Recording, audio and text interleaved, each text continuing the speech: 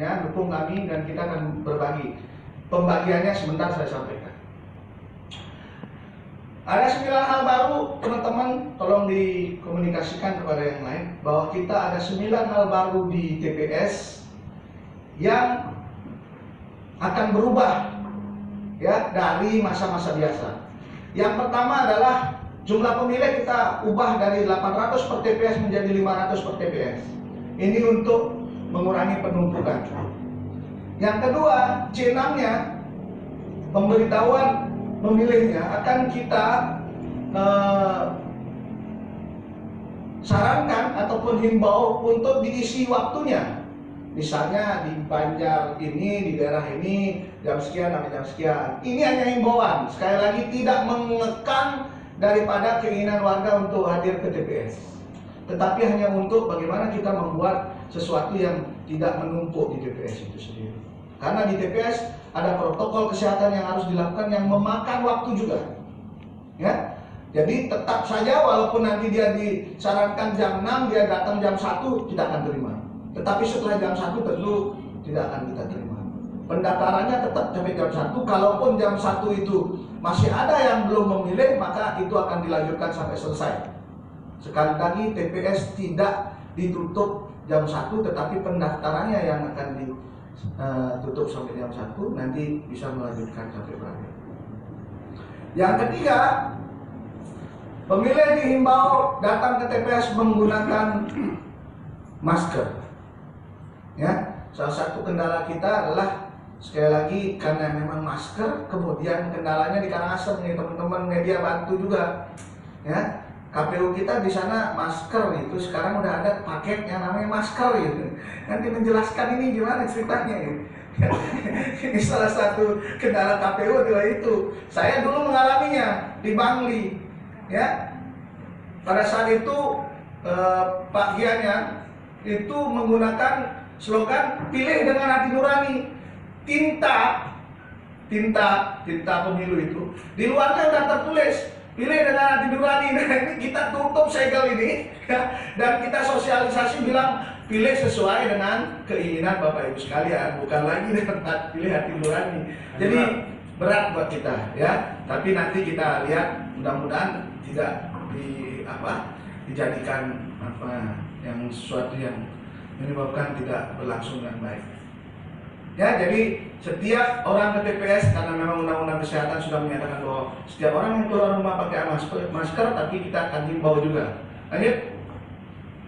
Yang keempat, TPS akan disterilkan, disinfektan dilakukan sebelum pemungutan suara dimulai.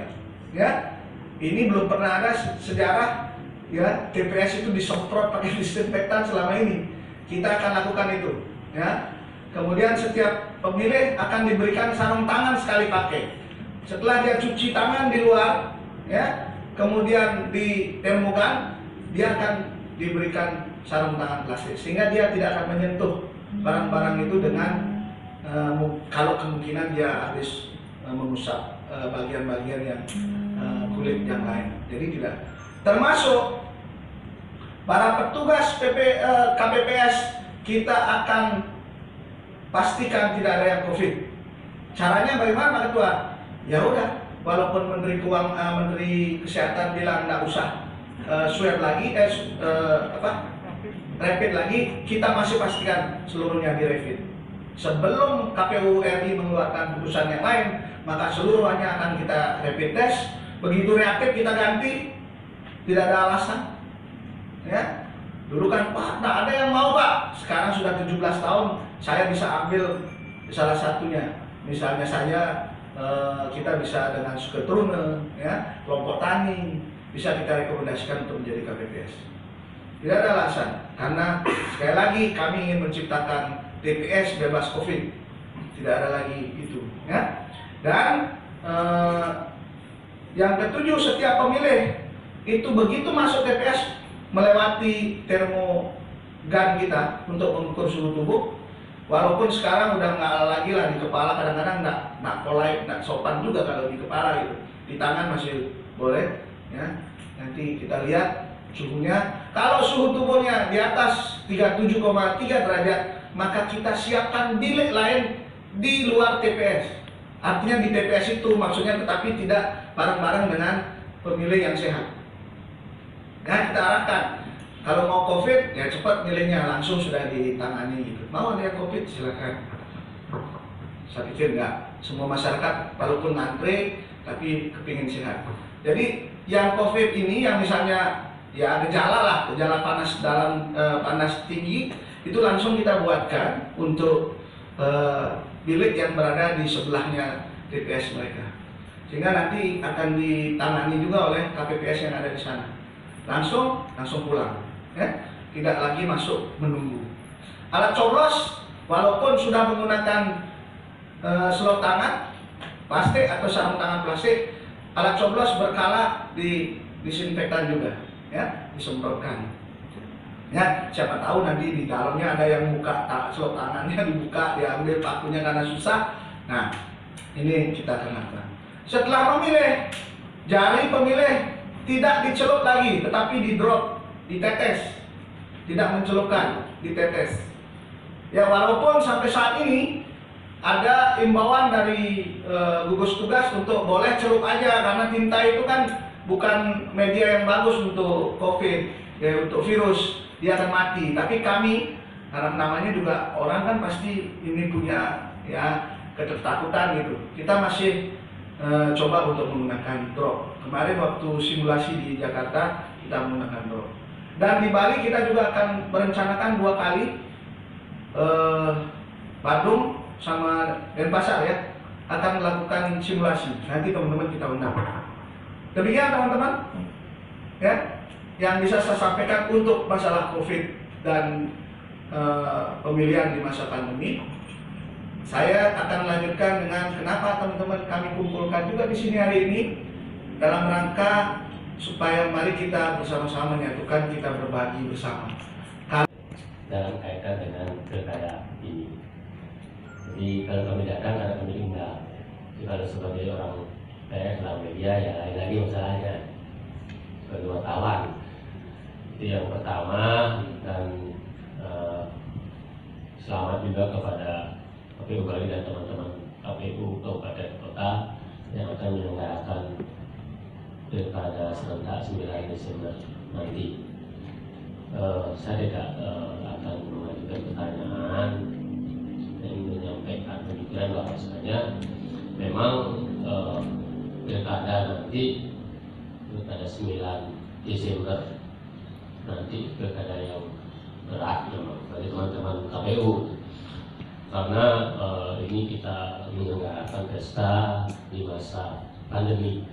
Bagaimanapun juga dari awal bukannya pers tidak berpartisipasi. Saya kira kalau tadi ada disinggung sedikit pers kurang berpartisipasi, saya kira teman-teman media sudah sangat maksimal berpartisipasi. Saya ikuti pemberitaan terutama di koran saya Pemda Bali Pak Ketua. Jadi kami selalu mengikuti kegiatan KPU di kabupaten kota terkait dengan pilkada maupun yang tidak terkait dengan pilkada. Jadi begitu juga saya kira teman-teman di media yang lain. Itu kalaupun mungkin belakangan mungkin agak kencang karena memang situasinya kan makin dekat.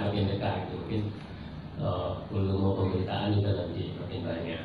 Saya kira untuk menyukseskan pilkada serentak ini, komitmen PS di Bali saya kira sama, semua teman-teman PS di Bali maupun teman-teman kontri yang ada di Bali untuk menyukseskan pilkada ini dengan baik. Karena kita sangat memahami seperti yang saya sampaikan tadi, pilkada ini sangat pilkada yang paling berat saya kira bagi penyelenggara maupun bagi peserta, karena rasa ketakutan, kecemasan, kekhawatiran itu masih ada kita nanti ke TPS. Tapi yang lebih cemas itu teman-teman penyelenggara. Oleh karena itu berbagai persiapan terkait dengan antisipasi nanti terpapar pandemi corona ini tentu sangat penting sekali. Seperti yang disampaikan Ketua tadi, saya kira itu memang langkah-langkah yang sudah disiapkan dengan matang. Ada 9 tadi ya, ada 9 hal baru dalam pilkada nanti. Itu yang pertama. Yang kedua, tentu kami sangat berharap memang ada sharing di sini antara KPU dengan media. Kalau misalnya kami dilibatkan untuk mengadakan kegiatan-kegiatan seperti yang diharapkan oleh KPU, mungkin sudah direncanakan seperti apa nanti kita deklarasi dan sebagainya. Tentu teman-teman media sangat siap untuk mendukung kegiatan-kegiatan itu. Apalagi teman-teman di asosiasi, baik kami di PWI maupun teman ada yang di AJI, di ITI, atau teman-teman di organisasi media seperti SMSI, saya lihat juga ada AMSI di sini. Tadi ada, kemudian mungkin ada juga teman-teman yang dari asosiasi lain. Kalau diperlukan kami siap untuk mengikuti apa yang menjadi keinginan daripada KPU Bali agar pilkada ini benar-benar nanti bisa berjalan dengan baik. Dan yang terpenting sebetulnya saya juga ingin menyampaikan kepada teman-teman, terutama teman-teman di media, ini kesempatan saya juga menyampaikan titip pada teman-teman di media bagaimana agar pilkada nanti itu benar-benar bersih dari hoax. Ini satu hal yang menjadi catatan kami di PWI maupun teman-teman di asosiasi media baik SMSI, AMSI dan sebagainya. Ini menjadi tugas kami juga di media karena teman-teman wartawan, media pers terutama ini mohon dibedakan antara media pers dengan media sosial karena memang berbeda karakter dan bentuknya. Ini mohon dibedakan karena selama ini ada sedikit kekeliruan dalam penilaian seolah-olah jika ada hoax, jika ada informasi yang bohong itu pasti dah pers disalahkan. Padahal sebetulnya lebih banyak informasi bohong itu atau hoax itu beredar di media sosial. Ini mohon juga dipahami. Bahkan teman-teman di media baru tadi ada disampaikan di grup kami di PWI juga ada teman-teman kita dibully dan pemberitaannya benar dan terkonfirmasi dengan baik, termasuk pemberitaan di koran saya, yaitu tentang terpaparnya teman kita di Gianyar, KPU, komisioner KPU Gianyar.